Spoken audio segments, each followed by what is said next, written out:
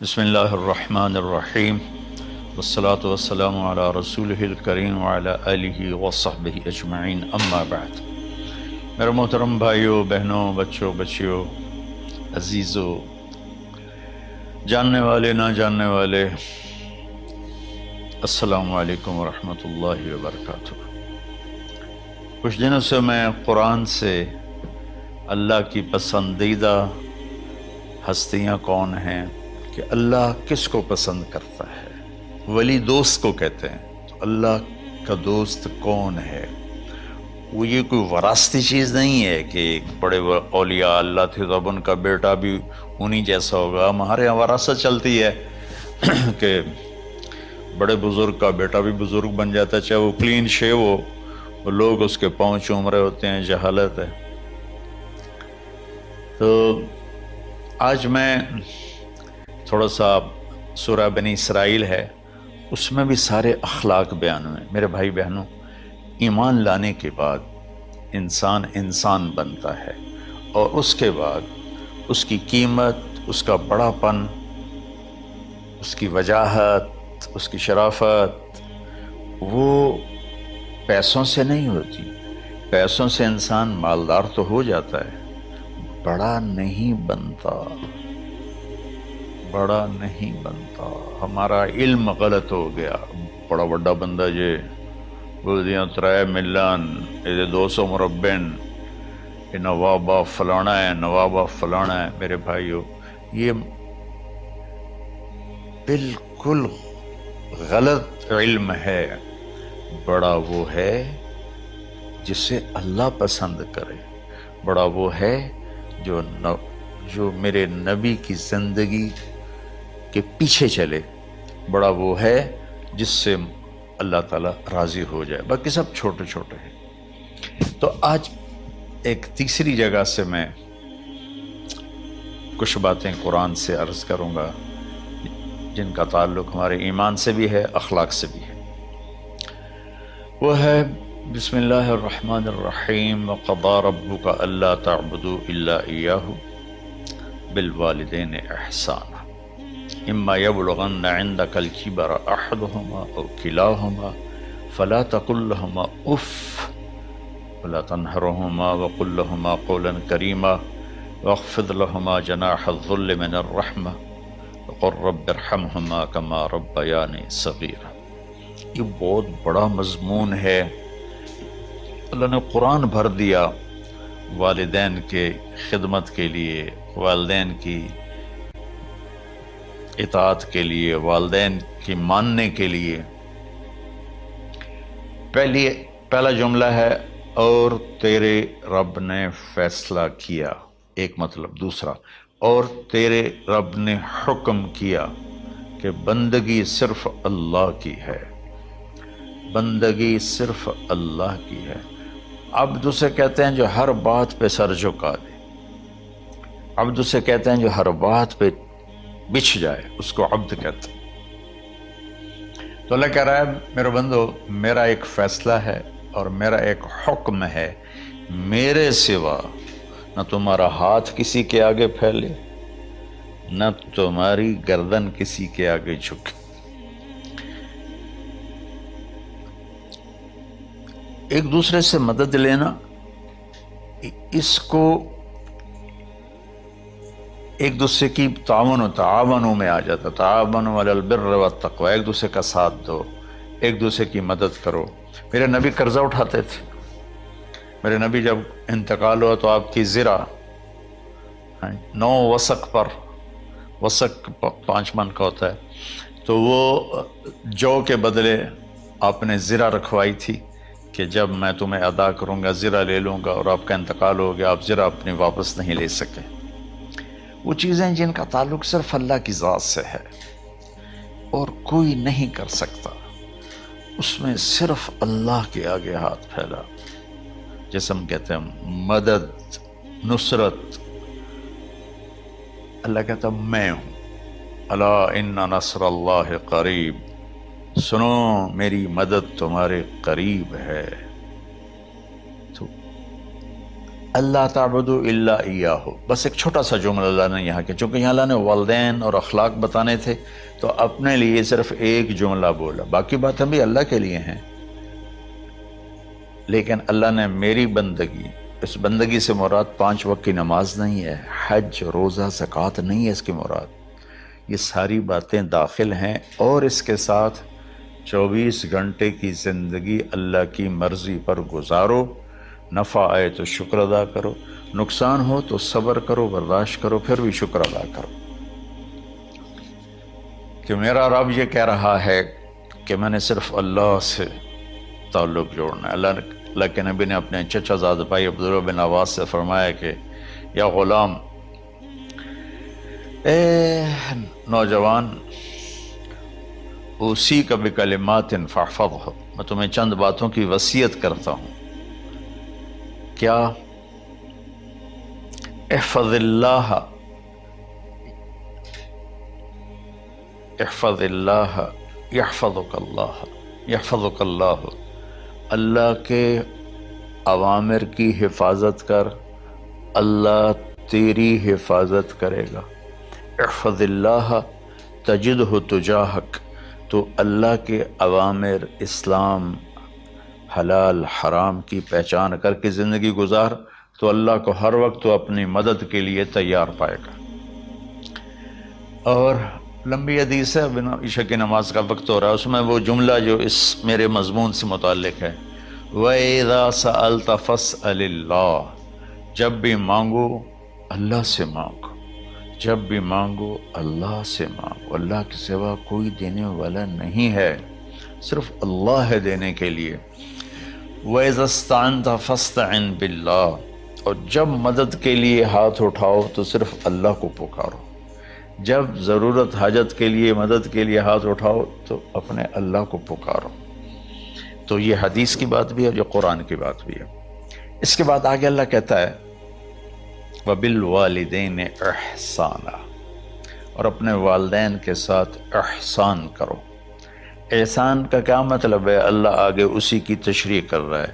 ویسے احسان کا مطلب عربی میں ہوتا ہے، یہ جو ہمارا اردو کا احسان ہے، میں تیرے تو احسان کیتا ہے، تم نے نالے کی کر رہے ہیں، یہ بھی مطلب ہے، لیکن احسان کا اصل مطلب ہوتا ہے، احسان حسن سے ہے، حسن، حسن سے الف، 2 الف ملے اور احسان بن گیا۔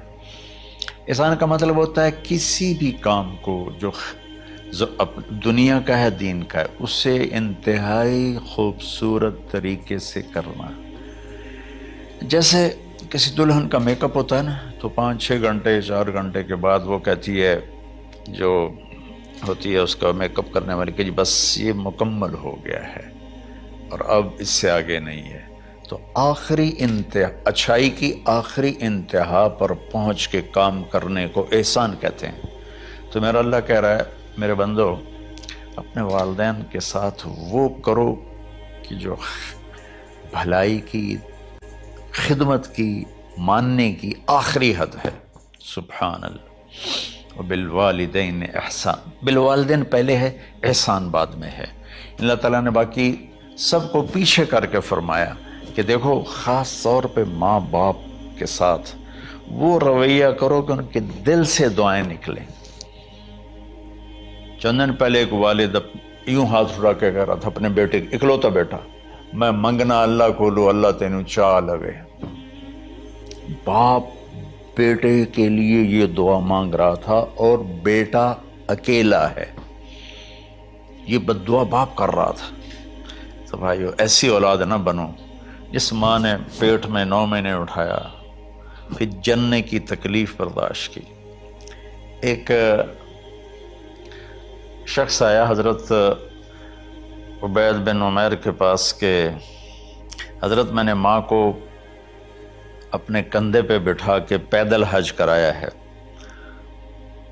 مینا لے گیا، عرفات لے گیا، مزدلفہ، پھر مینا، پھر مکہ، تو کیا میں نے ماں کا حق ادا کر دیا؟ میں نے فرمایا ولا تلقۃ واحدہ، بیٹا ابھی ایک تلقہ کا حق بھی ادا نہیں ہو۔ تلقہ کسے کہتے ہیں؟ جب بچہ پیدا ہونے کا وقت آتا ہے تو ماں کو دردوں کی لہریں اٹھتی ہیں، وہ اتنی خوفناک ہوتی ہیں کہ ماں چیخ چیخ کے رہ جاتی ہے، اور بعض اوقات ڈلیوری لیٹ ہو جاتی ہے تو وہ تڑپتی ہے، روتی ہے۔ وہ جو لہریں ہیں نا پیٹ میں آتی ہیں جاتی ہیں، آتی ہیں جاتی ہیں، ایک لہر جو درد کی اٹھتی ہے اس کو کہتے ہیں طلقہ۔ میں قربان جاؤں، انہوں نے فرمایا بیٹا ابھی تیری ماں نے جو تجھے جنا تھا اس وقت جو تجھے درد، وہ تیری ماں نے درد کی لہریں برداشت کی تھیں، اس میں سے ایک لہر کا بھی حق ادا نہیں ہوا، یعنی کہ حق ادا ہو ہی نہیں سکتا۔ یہ مطلب کہ حق ادا ہو ہی نہیں سکتا، کہ بیٹا ابھی ایک کا بھی نہیں۔ پھر حضرت عبداللہ بن عمر سے ایک شخص نے پوچھا کہ اچھا یہ جو آدمی تھا یہ خراسان، یہ ایران میں ہے اور افغانستان میں، یہاں سے ماں کو پیدل کندھے پہ بٹھا کے مکے پہنچا تھا، اندازہ لگا اس نے کتنی مشقت اٹھائی۔ اور عبید اللہ بن عمیر کہتے ہیں بیٹا ابھی ایک لہر کا حق ادا نہیں ہوا۔ یہی سوال حضرت عبداللہ بن عمر سے کیا ایک شخص نے کہ حضرت میں نے اپنی ماں کو حج کرایا ہے، سارا میں نے پیدل کرایا ہے اور کندھے پہ اٹھا کے کرایا ہے، تو کیا میں نے ماں کا حق ادا کر دیا؟ وَلَا زَفْرَةً وَاحِدًا وَلَا زَفْرَةً وَاحِدًا۔ کہ بیٹا تیری ماں نے تجھے پالتے ہوئے جو تھک تھک کے لمبے لمبے سانس لیے، ہوکے بھرے، ابھی ایک ہوکے کا حق بھی ادا نہیں ہوا، یعنی حق ادا ہو ہی نہیں سکتا۔ تو احسان کے آگے تشریح آ رہی ہے۔ تو آج میں صرف اتنی بات کروں گا کہ میرے بھائیوں، میری بہنوں، میرے بچوں، میری بچیوں، اللہ کے واسطے ماں باپ کو دکھ نہ دینا ورنہ اللہ بھی ناراض ہو جائے گا۔ چند دن پہلے ایک بچہ بچی میرے پاس آئے، دونوں میڈیکل اسٹوڈنٹ تھے، کہیں کہ ہم شادی کرنا چاہتے ہیں۔ تو بچی نے کہا جی میرے والدین ناراض ہیں، وہ نہیں، اس رشتے پر راضی نہیں ہیں۔ تو میرے باپ کہتے ہیں اگر تو نہیں یہاں رشتہ کیا تو تیری میری ایک درمیان ایک خط آئے، کھچ جائے گا، خلیج، ہم اس پار نہیں آئیں گے تو اس پار نہیں آئے گی۔ میں نے کہا بیٹی جس ماں نے تجھے 9 مہینے پیٹ میں پالا، 2 سال تجھے دودھ پلایا، تیری پوٹیاں پیشاب صاف کیا، تجھے پیمپر باندھے، تجھے اٹھ اٹھ کے راتوں کو اپنی چھاتی سے دودھ پلایا، کیا اب اس کا اتنا بھی حق نہیں کہ تم اس کی رائے کا احترام کرو؟ اتنا بھی حق نہیں ہے؟ تو میں نے کہا بیٹا میری کوئی رائے نہیں ہے، تو اگر تیرے ماں باپ راضی ہیں تو بسم اللہ ضرور کر، اگر راضی نہیں ہیں تو دیکھو موت تک تجھے ماں باپ کی دعا نہیں ملے گی، اور ماں باپ کی دعا نہ ملی تو کچھ بھی نہیں ملے گا۔ تو بھائیو دوستو، خاص طور پر آج کے کالج کے نوجوان بچے بچیاں یہ ماں باپ کے ساتھ بہت بدتمیزی کرتے ہیں، چونکہ اس میں والدین کا پہلا قصور ہے کہ انہوں نے ان کو دین نہیں سکھایا۔ بچپن میں انگلش میڈیم سکول، پھر او لیول، پھر اے لیول، تو انہیں کیا پتہ ماں کون ہے باپ کون ہے۔ ایک پرانی بات ہے، ایک شخص اپنے بیٹے کو لے کر آیا کہ یہ میرا بچہ ہے اور یہ فلاں جگہ شادی کرنا چاہتا ہے اور ہم میں سے کسی کی رائے نہیں ہے اور یہ مانتا نہیں ہے، اور اس کے ساتھ اس نے دھاڑے مار کے رونا شروع کیا۔ تو میں نے بچے کو دیکھا تو یوں کر کے بیٹھا تھا، اس کا باپ رو رہا ہے، ہچ کیوں تو ایسے بیٹھا ہو۔ تو مجھے اچانک خیال آیا، میں نے کہا شیخ صاحب اس کو کہاں پڑھایا تھا؟ کہا جی امریکن اسکول۔ اس کے بعد آسٹریلیا بھیجا تھا مزید تعلیم کے لیے۔ ان کے شیخ صاحب اس بچے کا کوئی قصور نہیں، آپ کا قصور ہے، اس کو تو پتہ ہی نہیں میری ماں کیا ہے میرا باپ کیا ہے۔ ایک ہماری تہذیب تھی وہ ختم ہو گئی ہے، اس میں علم نہیں بھی تھا تو ماں باپ کا۔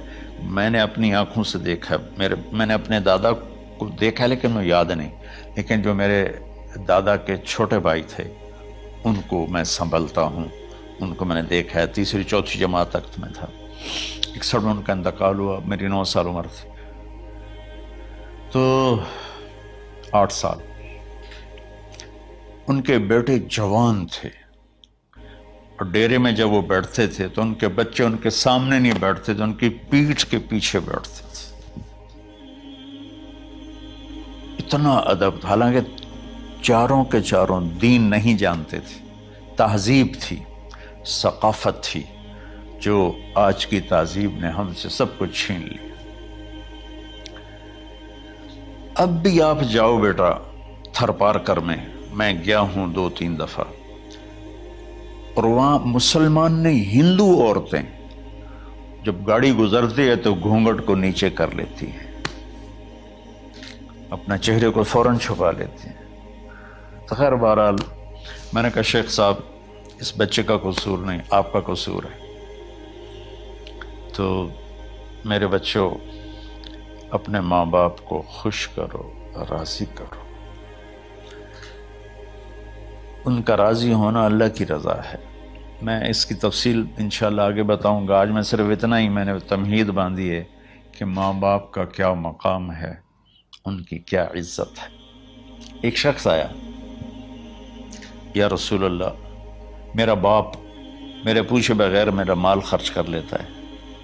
آپ نے کہا بلاؤ، چونکہ بچے کا ذاتی مال اگر ہو تو شرع کے لحاظ سے باپ پوچھ کے استعمال کرے، بغیر پوچھے استعمال نہ کرے۔ جب اسے پتہ چلا کہ میرے بیٹے نے شکایت کی ہے، تو عرب کی شاعری تو مشہور تھی، انہیں دل دل میں کچھ اشعار پڑھے۔ جو آیا تو جبریل پہلے آ گئے، یا رسول اللہ، اللہ تعالیٰ کہہ رہے ہیں آپ اس سے پوچھیں وہ شعر بتاؤ جو تیرے کانوں نے تو نہیں سنے، تیرے دل میں آئے تھے اور اللہ نے سن لیے۔ تو اللہ کے نبی نے فرمایا بھائی تیرا انشاءاللہ کیس سنتے ہیں، لیکن پہلے وہ شعر سناؤ جو تم نے تو نہیں کہے زبان سے پر اللہ نے سن لیے ہیں۔ تو پھر اس نے وہ اشعار پڑھے، اور اس کے آگے کیا ہوا یہ میں انشاءاللہ اگلے کلپ میں بتاؤں گا کہ باپ کا کیا مقام ہے، ماں کا کیا مقام ہے۔ السلام علیکم ورحمۃ اللہ۔